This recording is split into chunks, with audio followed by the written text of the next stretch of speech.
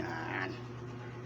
Magandang tanghali po sa inyo lahat. Gusto lang po lang namin magpasalamat sa lahat ng nakiramay sa nanay ko. Mula Bagong Baryo, Caloocan hanggang Tondo, Gagalangin Tondo po. Kasi po, nilipat siya from Bagong Baryo to Gagalangin Tondo kasi doon po yung hometown niya. Maraming salamat po mula po kay Kagawad, kay Chairman, sa mga kahing ko, sa chewing ko, sa mga pinsan ko. Maraming salamat po sa inyo at natulungan nyo kami hanggang sa libing.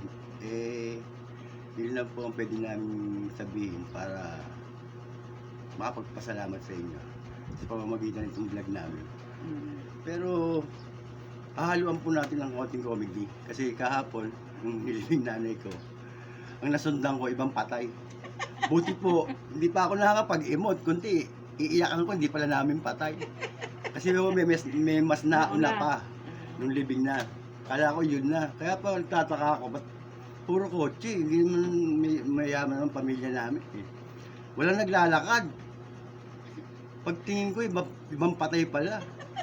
Kaya huminto kami. Kasi nakasasakyan kami ng tropa ko eh. Saka salamat din pala sa tropa ko na nakapaglibing. Maraming salamat sa inyo. Yun po, maraming salamat sa mga kapatid ko. 10 na mga kapatid ko, nagpapasalamat po kami, pamilya Nasal, tsaka pamilya Diaz po. Yun lang po, kaya salamat. Maraming salamat mula sa Bagong Baryo ng Tondo. Pero siyempre, hindi natin papagtasin na mag-joke. Di ba? Isingit lang po natin para masaya. Pero maraming salamat po sa inyong lahat. Tsaka yung malalayo kung kita nagpunta pa. Yung iba pong kamag-anak namin din natin, naiintindihan mo namin kayo kasi siyempre malayo kayo. Baka iba may ginagawa. Kaya yun lang po, maraming salamat din sa inyo. Gusto nyo pumunta, kanya lang marami din ginagawa. Okay lang po yun.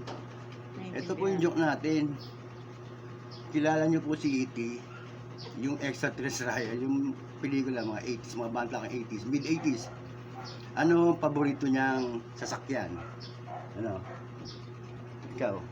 Yung ano? Ano, aeroplano? Spaceship, UFO? Oo. Hindi. Si E.T., paborito niyang sasakyan, itikleta.